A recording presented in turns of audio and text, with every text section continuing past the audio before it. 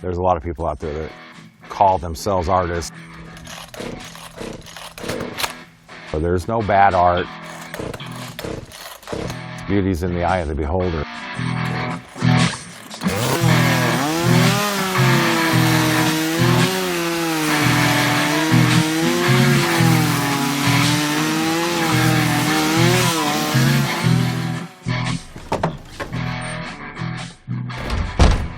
Chainsaw carving has a certain element of theater to it. It's kind of a performance art.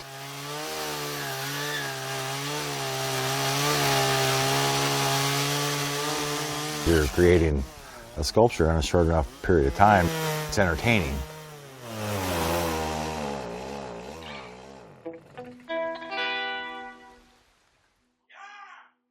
So I moved here when I was 16 from Lake Quinault, which is over on the Olympic Peninsula, which is logging country, which is wood and chainsaws, and growing up with that whole logger culture. I bought this place that was a functioning sawmill, and then it kind of came a hillbilly research and development artistic center.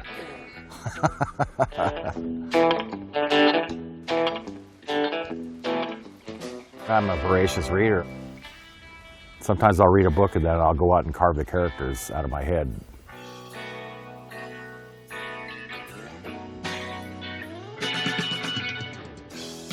The chainsaw has such a, Texas massacre, tearing down the rainforest, destruction type of tool.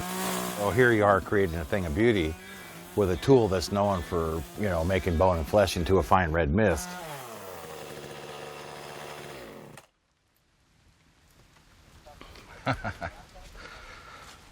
Ta-da! I'm a second generation to my mom and her brothers, who were some of the first people to do it, and grew up with it and became a carver because it seemed normal. And then I started doing the chainsaw carving competitions. So I threw myself into them when I was in my early 20s and got involved with anything to do with this. Any show that came up, that's what I would do and go. I wheel and deal. Entrepreneurship is the last refuge of the troublemaker. What I like to do is I find out how much money you have and then I don't charge you a penny more. The competitions, of course, are where everyone gathers together. A lot of us are drifters or itinerant, or people like me that live on back roads. 170, 180. 170's going what? 180 it is. A handful of us, we had a guild and a club, and we created a nucleus of a group of chainsaw carvers dedicated to making the art form more well-known and respected, which is the hardest part. So, right there. It's hard to make a living at it, raise kids and pay your bills.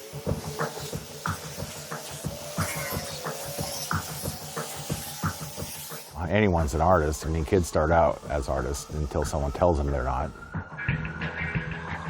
And if someone has enough guts to get alongside the road and set up and do it, it takes a tremendous amount of courage to make something and then go out and try to sell it. There's a lot of different ways of making a living at it.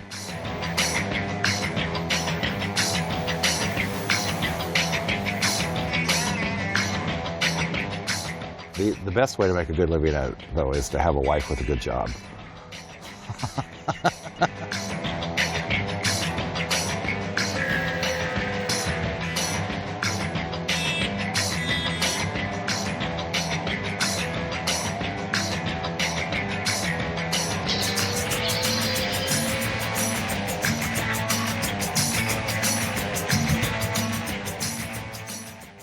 I wonder what it is about the mare.